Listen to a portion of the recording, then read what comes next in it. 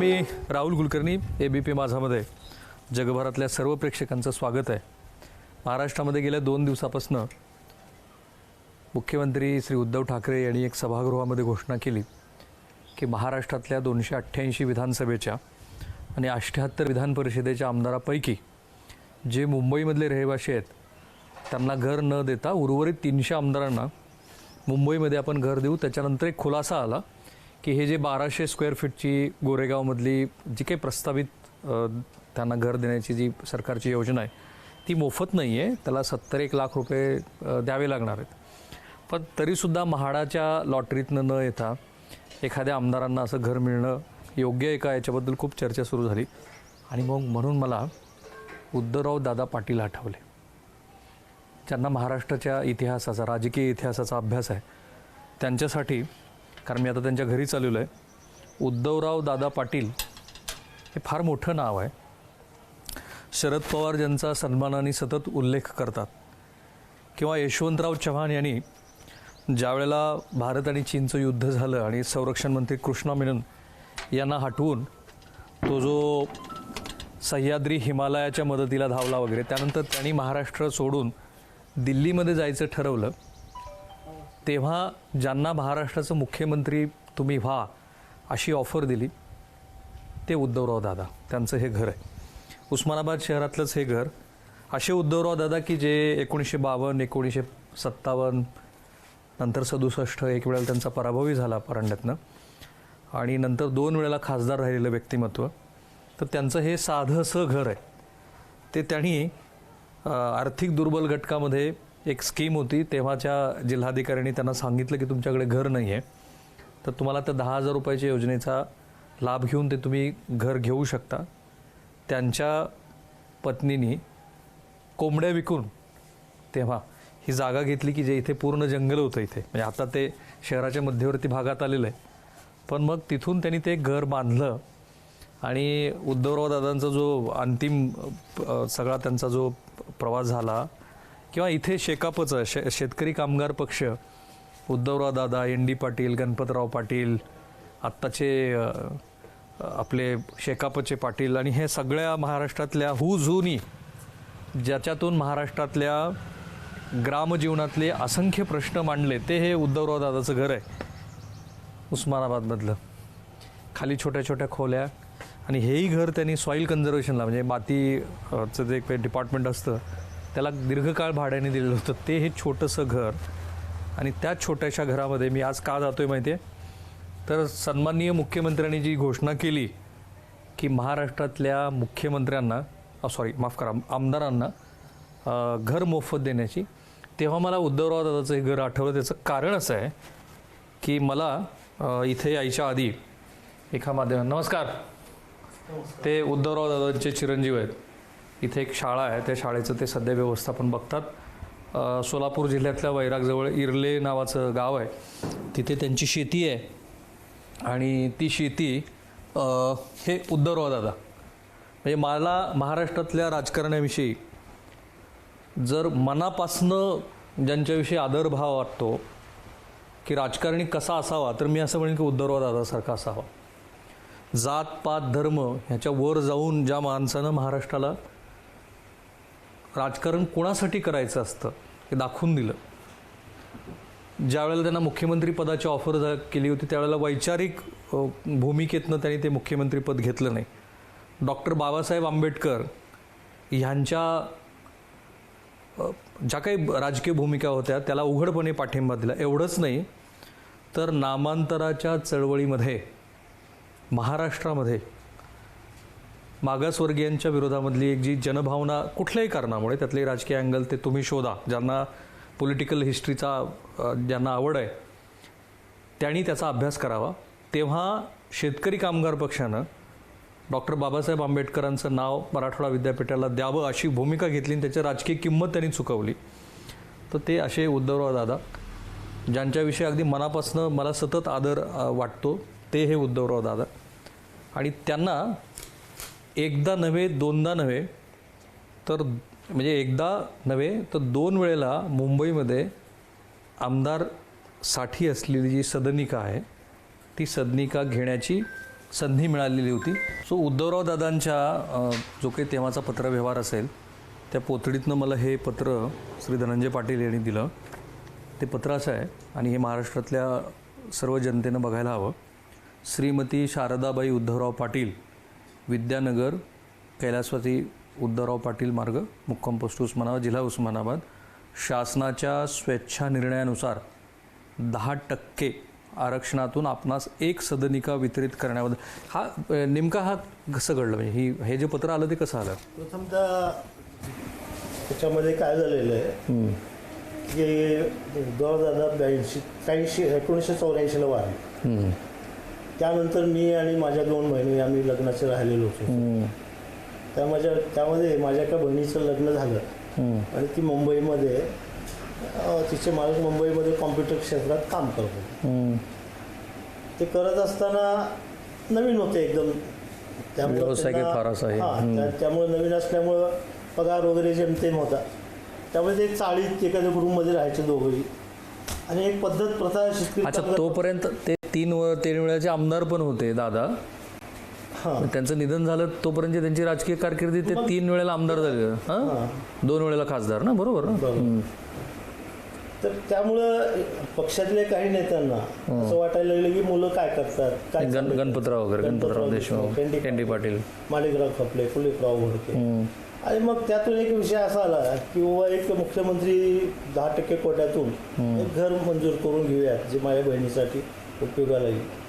म्हणून मग माझ्या आईचा अर्ज घेतला आणि त्यावेळेसचे असलेले माननीय शरदचंद्रजी पवार साहेब, तेव्हा ते मुख्यमंत्री होते, त्यांनी त्यांच्यापुढे अर्ज दिले तो सँक्शनही केला आणि त्यांनी ते घर अलर्टी केलं. ते पत्र येत. पण खरं सांगायचं तर सर त्याच्यामध्ये असं आहे की माझ्या बहिणीचे मालक नंतर प्रमोशनवरती मंजूर झाल्यानंतर 1-1.5 वर्ष लागते या प्रक्रिया. तोपर्यंत ते गेले दिल्लीला प्रमोशनवर. त्याच्यानंतर ते दिल्लीवरून 2 वर्षाचं लगे गेले ते अमेरिकेमध्ये. त्यामुळे परिस्थिती त्यांची बऱ्यापैकी सुधारलेली राहिली. मुद्दा काय झाला की आमच्या ज्यावेळेस उद्धवराव दादा आम्ही पाहिले, आमचे वडील म्हणून बोलत नाही, माझ्या पक्षातले अनेक नेते मंडळी त्यागी होऊन गेले. पण वडील म्हणून बघत असताना एक प्रसंग आजारपणातला होता की स्वतःच्या अंगावर कर्ज ठेवून, आजच्या काळात कुठला पुढारी जात नाही मुलांच्या मागे कर्ज. 3 वेळेला आमदार आणि 2 वेळेचा खासदार, 3 वेळेस आमदार आणि 2 वेळेस खासदार असताना. पण एक जिद्द होती, त्यांना खात्री होती की समाज आपल्या पाठीशी, आपल्या मुलाबाळांच्या पाठीशी कायम राहतो. त्या पद्धतीने हे ज्यावेळेस मंजूर झालं ते काही माझे मेव्हणेपणा म्हणाले की मला काही गरज नाही. आणि माझे मित्रमंडळी म्हणत होते की चांगला नफा तोटा भरपूर आहे, फायदा आहे, घ्या. पण आम्ही कुटुंबाने ठरवलं की हे सदनिका आपण घ्यायची नाही आणि ती तुम्ही नाकारली. आम्ही ती नाकारली. पण का नाकारली तर भाईंचा त्याग, त्यांनी कुठलीही गोष्ट सरकारकडून फुकट काही घेतली नाही. आणि म्हणून मला प्रश्न पडतो आजच्या ह्या कालच्या नाही ते त्याबद्दल विचारेन, पण मला त्यांनी आत्ताच्या आपल्या समाज जीवनाला अशक्य वाटेल असाही प्रसंग मला त्यांनी सांगितला. उद्धवराव दादांना कॅन्सर झाला होता. हो, कॅन्सर. आणि मग उपचार टाटा हॉस्पिटलमध्ये झाले मुंबईमध्ये. 1982ला डिटेक्ट झालं, 83ला. आणि 1 वर्षभर ते उपचार चालू होते टाटा हॉस्पिटलमध्ये. त्यामध्ये त्यांना भरपूर त्यावेळेस सगळ्यांनी ऑफर चांगल्या पुढारी खरं आहे त्या काळामध्ये पुढाऱ्याची काळजी घेत होते. काँग्रेसचे असो इतर कुठल्याही पक्षाचे भरपूर त्यांना सांगितलं की तुम्ही अमेरिकेला जा. विखे पाटील म्हणाले होते मी सर्व खर्च उचलतो, तुम्ही अमेरिकेत ट्रीटमेंट घ्या. अनेक पुढाऱ्यांनी, अंतुले साहेब तर पिच्छावरच होते, पण ते सगळ्या सुविधा नाकारल्या. एक छोटं उदाहरण आहे, ऐकायसारखं आहे. मतदारसंघाशी आणि आपल्या माणसातच राहायचं मला एक साधं उदाहरण. बेट्टी म्हणून एक डॉक्टर आले होते मुंबईमध्ये भारतामध्ये. सुनील दत्तचं जे कॅन्सरचं चालू होतं तर त्यांचा दौरा भारतभर त्यांनी ठेवला होता. त्यामुळं टाटा हॉस्पिटल, सेंट जॉर्जला दादांना भेटायला सुनील दत्त, अंतुले हे सगळे आले होते. पण बेट्टीचा प्रोग्राम भारतभर होता आणि नंतर होता बार्शीला त्यांची भेट होती. मग त्यावेळी त्यांना अंतुले साहेबांनी ऑफर केली की तुम्ही काही जाऊ नका, त्रास होते तुम्हाला बार्शीला, इथंच तपासू आपण सेंट जॉर्जमध्येच. त्यावेळेस ते सेंट जॉर्जमध्ये ॲडमिट होते. नाही म्हणले मला बार्शीला जायचं. मग अंतुले साहेब म्हणले ठीक आहे, एक काम करू आपण, त्यांच्यावर 2-3 पुढारी ते तुम्हाला बेट्टीबरोबर विमानात पाठवतो. ते म्हणले नाही, माझं रिझर्वेशन रेल्वेचं आहे, मी रेल्वेनेच जाणार. अहो म्हणजे एवढा 8 तास का, काय विश्वास बसतोय का तुमचा कोणाचा? एवढा 8 तास का? म्हणजे तिथं माझे लोक येणार आहेत मला बघायला खेड्यापाड्यातून, आणि त्यांच्या पुढं मला तपासतायत अमेरिकेचा डॉक्टर. ही फार मोठी गोष्ट माझ्या प्रेम करणाऱ्या लोकांना वाटते. तेव्हा आपल्या दादाला एका अमेरिकन तज्ज्ञांनी तपासले, नीट होतील, काही होईल, त्यांच्या एक भावना आहे. पण ताटात तुम्ही जेव्हा उपचार घ्यायला जायचात तेव्हा खरं सांगायचं तर तुम्ही आता भावनेत गोष्टीकडे हात घातलाय. माझा त्यांचा संबंध 12-13 वर्ष मी त्यांच्यापासून दूर होतो. लातूरला एकच वर्ष मी त्यांच्याबरोबर राहिलो, ते आजारपणामध्ये. आम्ही ज्यावेळेस ट्रीटमेंट घ्यायला गेलो त्यावेळी माझे आजोबा जिवंत होते. त्यांना ज्यावेळी कॅन्सर होता, वारल्यानंतरही आजोबा 1 वर्ष होते. ज्यावेळेस आम्ही ट्रीटमेंट घ्यायला गेलो तर हे सिटी बसनी परळल्या जायचे, कारण यांना मुंबईतला खडा माहीत होता. मग मी त्यांना घाबरतही होतो, बोलत नव्हतो जास्त त्यांच्याशी. ते उंचही होते, चालण्याची चालही मोठी होती. मग आम्ही मॅस्टिक आमदार निवासात राहत होतो. तिथून आम्ही निघायचं, रिगल चौक फार मोठा आहे, सिटी बसचा स्टॉप लांब आहे करून, ते माझ्या हाताला धरणार आणि मला पळत घेऊन जाणार तिथपर्यंत. चलत्या सिटी बसमध्ये कसं वाचायचं हे सुद्धा त्याने शिकवलं. आणि हे कॅन्सरची ट्रीटमेंट घेत असताना, ट्रीटमेंट घ्यायला जात असताना, आणि त्यावेळेस ते शेक देत होते. मग शेक घेतल्यानंतर तिथून पुन्हा निघायचं. 2-4-5 दिवस गेले. मला ती अस्वस्थता दिसायला चेहऱ्यावरती, ते जाळ होतो मध्ये, आतमध्ये गरम होतं. केमोथेरपी आहे ना हां, ते. मी म्हणलं दादा असं का करते, आपण टॅक्सीनं जात जाऊ.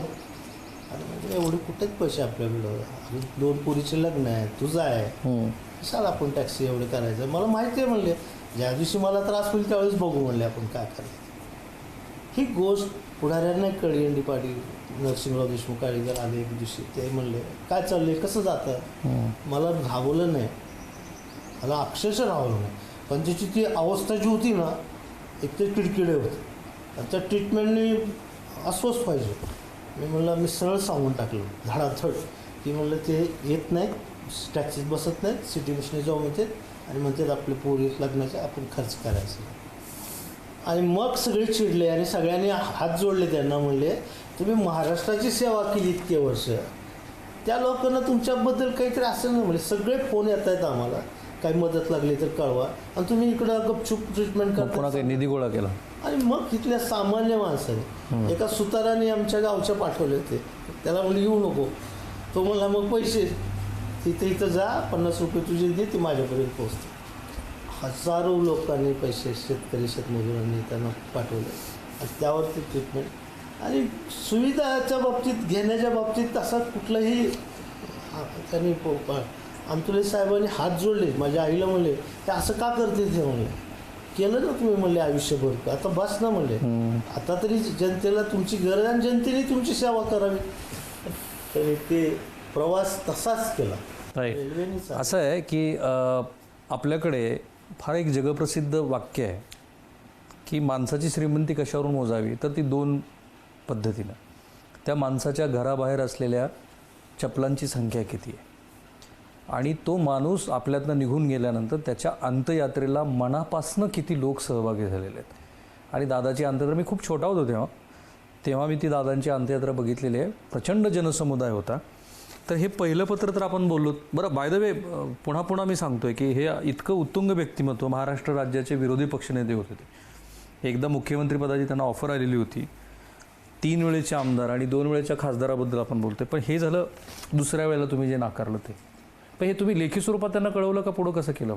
नाही, गरज पडली नाही, म्हणजे पुढं काही झालंच नाही. राईट. आणि ते मिस झालं परत. तर याच्यातलं पहिलं वाक्य मी खरं तर सांगायचं राहिलं की उपरोक्त विषयासंबंधात, म्हणजे श्री शरद पवार यांनी जे मंजुरी दिली त्यानंतर 26/6/89 रोजी विहित नमुन्यातील अर्जासोबत सादर केलेल्या पुरावा पत्रकांची छाननी करण्यात येऊन 3.2 या प्रवर्गातून शासनाच्या स्वेच्छा निर्णयानुसार 10% आरक्षणातून आपल्याला 1 सदनिका मंजूर करण्यास पात्र ठरवलं आहे. वरळीमध्ये आजही आमदारांची सदनिका आहे. हा वरळीचाच आहे ना? 2 नंबर आहे. अच्छा, वरळीचा आपण जरा. आता मी पहिल्याचं सांगा मला, पहिल्यांदा केव्हा नाकारलं? मला वाटतं 52 मध्ये आणि 57 मध्ये ते इकडं विधानसभेत आमदार होते. हैदराबाद स्टेट. हैदराबाद स्टेटमध्ये. नंतर ते 67ला इकडे आले. आता त्या काळामध्ये रासू गवई साहेबांनी सभापती त्यांच्या नेतृत्वाखाली एक सहकारी गृहनिर्माण सोसायटी उभी राहिली आणि त्या गृहनिर्माण सोसायटीची पावती त्यांना 250 रुपयाची काहीतरी पाठवली आहे माझ्याकडे. त्याचे सभासद होते. ते आल्यानंतर ते असंच आईशी गप्पा मारत होते. म्हणजे आपल्याला फार मोठ्या स्वर्ग असलेल्या ठिकाणी आपण सभासद झाले सोसायटीचं. त्याला वरळी सीफेस म्हणतात. म्हणजे तिथं समुद्राच्या बाजूला होत आहेत. मग आई म्हणली होय खरं पण त्याची किंमत किती आहे. ते म्हणले आवड आहे. त्या किमती बघितल्यानंतर डोळे फिरतील अशा किमती आजही आहेत त्यावेळेस. मग त्यांनी कळवलं की बाबा तुम्ही सभासद केलं आहे पण मी काही होऊ शकत नाही तुमच्या ह्याचं घेऊ शकत नाही. कारण मी सगळ्यात महत्त्वाची गोष्ट त्यांचं एक मत असायचं की मी ज्या गावात राहतो त्या गावची जशी लोक राहतात तसं मी राहतो आणि त्याच लोकांची प्रगती मग माझी प्रगती. माझ्या लोकांच्या प्रगतीमध्ये फरक दिसला नाही पाहिजे आणि होणारी अशी विचारधारा घेऊन होते. त्यामुळे ते तिथं त्यांनी ते सदनिका त्यांना मिळाली असते आणि त्यांनी ती घेतली. दुसरं एक तुकाराम जाऊजी रोडवरती भाटिया हॉस्पिटलजवळ त्या संयुक्त महाराष्ट्र चळवळीच्या ज्यावेळेस मोठा आंदोलन जोरात होतं त्या काळात त्यातले ते जे मालक होते तुकाराम जाऊजी चौधरी मायामाते त्यांनी एक त्यांना सदनिका दिली होती भाड्याने किंवा राहायला दिली होती. चाळीतली मोठी पण फार चांगली होती ती. तर ते त्यांना देऊन टाकली होती त्याने. ते म्हणाले ते उद्धवराव आता तुम्ही जायचं नाही इथंच माझ्यात छाया. मोठी चाळ होती ती काही एक दोन नव्हतं. ते प्रचंड मोठी चाळ. ते नाना चौकापासून आणि तुमच्या ह्याच्यापासून फार जवळ आहे चौपाटीपासून आणि विधानसभेलाही जवळ होतं. मग ते आंदोलन संपलं. सगळं संपल्यानंतर BN साहेब आले. BN देशमुख जे नंतर उच्च न्यायालयाचे न्यायाधीश म्हणून नंतर निवृत्त झाले. मालकाला सांगितले की हे मी काय राहणार नाही हे राहते. ते काही काळ राहिले. औरंगाबादला हायकोर्ट झाले तर ते इकडे आले ते सोडून दिले. ते सदनिका सोडली. ती मिळत होती त्यांना आणि त्या आजीनं सांगून ठेवलं होतं की उद्धवरावलाच आपण दिलेलं आहे ह्यांना ह्यांच्याच नावावर ते ठेवायचं. पण सोडून दिलं ते सुद्धा घेतलं नाही. आणि हे त्यानंतरच आहे जे की आम्हाला मला 2 प्रश्नाची उत्तर द्या. तुमचं आत्ताचं वार्षिक उत्पन्न किती आणि ते स्रोत काय? वार्षिक उत्पन्न असं शेतकरी आहे. म्हणजे आम्ही ते वजा उत्पन्नाचा दाखला आंदोलनमध्ये बघितलं. आज ₹1,00,000 मिळाले तर पुढच्या वर्षी 10,000 पण मिळत नाही. हा एक मोठा जोक आहे आपल्या इथं की आम्ही उत्पन्नाचे दाखले शेतकरी घेतो. प्रॅक्टिकल आमच्याकडे कुठलंच खाते उतारा नसतो किती मिळाले किती. मी पूर्णतः शेती करतो त्यामुळे किती शेती कधी कधी मला भरपूर फायदा होतो पण कधी कधी दुष्काळ पडल्यानंतर भरपूर खाली जातो. तुम्हालाही माहिती. आता मला साधारणतः 40-45 एकर जमीन आहे आणि मला म्हणून दादांनी अमाप कष्ट केलं. मला पाण्याच्या 2 विहिरी बांधून दिल्या म्हणजे की त्यांनी कर्ज घेऊन केलं. कर्ज घेऊन. म्हणून मला भूविकास बँकेचे 75मध्ये जे चेअरमन होते प्रशासकीय चेअरमन होते. ती बँक बुडालेली बँक उभी केली. तेव्हा किती कर्ज घेतलं दादानी? त्यावेळेस ₹1,00,000 किंवा 60,000. आणि ते फेडलं कधी तुम्ही दादा गेल्यानंतर? ते 75चं लोन मी ते 87ला फेडलं. आणि तुम्ही हे घर बांधण्यासाठी जे घेतलेलं कर्ज होतं ते 87लाही फेडलं. हे ते किती कर्ज घेतलं होतं? ते 10,000 त्यांनी घेतलं होतं. वार्षिक ₹500 हप्ता होता. पण ते आजारी पडल्यानंतर ते हप्ते चुकले 2-3 त्यामुळे ते पुढे सरकलं. तेव्हा आल्यानंतर मी ते 87मध्ये याचं लोन फेडलं. आणि नेहमी जसं आपला शेतकरी करतो तसं तुम्ही पण शेतजमीन विकली गेल्या वर्षी. म्हटला जो 12-13 पासून जे 16-17चा काळ आहे मीच एकटा सगळ्या महाराष्ट्रातला शेतकरी जे आत्महत्या करत होता त्यात मी सुद्धा होतो. म्हणजे आत्महत्या करण्यासारखीच परिस्थिती होती. शेती 10-5 एकर असणं फार वेगळं. महाराष्ट्राच्या विरोधी पक्षनेत्याचे चिरंजीव आहेत बरं का. तो स्वतः शेती करू शकतो.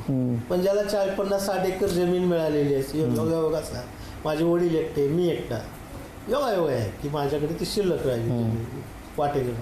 पण ते करणं महाभयंकर अवघड असतं. लोकांच्या पुढे उभं राहायचे तर नाही म्हणणं आवडत नाही लोकांना. आहे नसलं तरी आहे म्हणून सांगायची पुढे. पण वस्तुस्थिती आहे 12-13 आणि 16-17-18पर्यंत म्हणजे 16-17पर्यंत तुफान. मी स्वतः पहिला कर्जबाजारी चालू प्रथमतः. नंतर माझा मोठ्या मुलाला मी कर्ज काढलं त्याच्या एज्युकेशन लोन. तो एज्युकेशनला शेतीचं शेतीला त्याच्या 7 बाऱ्यावर काढलं. त्याच्यावर काढलं होतं. त्याच्यावर काढलं परत. तो शिकायला होता तेही थकबाकीदार झाला. दुसऱ्या पोराच्या नावावर लावून काढलं, तेही थकबाकीदार. शेवटी मी 18-19 माझ्या माहितीने जमीन माझी 15 एकर विकली. काय भावाने विकली? 6 लाखाने गेली. राईट. आत्ता महाराष्ट्रामध्ये आमदारांना घर देण्यासंदर्भातली जी भूमिका विद्यमान सरकारनं घोषित केली, त्याच्यामध्ये त्यांनी नंतर असं म्हटलं की नाही आम्ही आता त्यांना 70-80 लाख रुपये चार्ज करून ती त्यांना देऊ. त्याबद्दल तुमचं मत काय?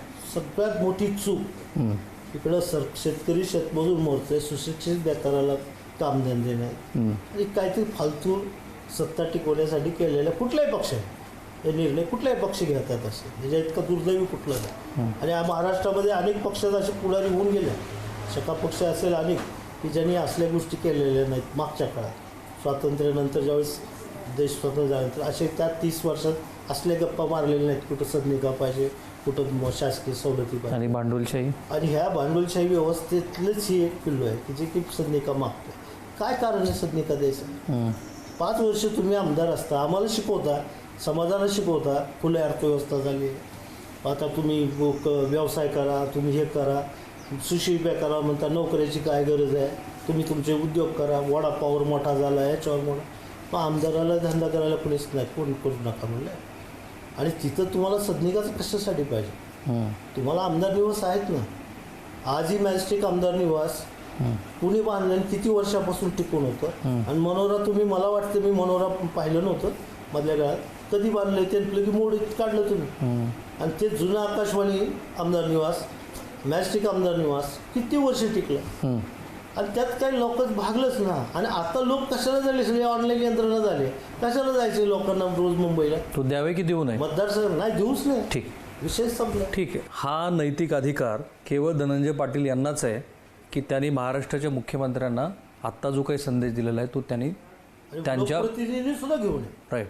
थांबूया या नोटवरती. मला वेगळं काही बोलायची गरज नाही. कॅमेरामॅन काकासाहेब कांबळे, मी राहुल कुलकर्णी, ABP माझा, उद्धवराव दादांच्या घरातून.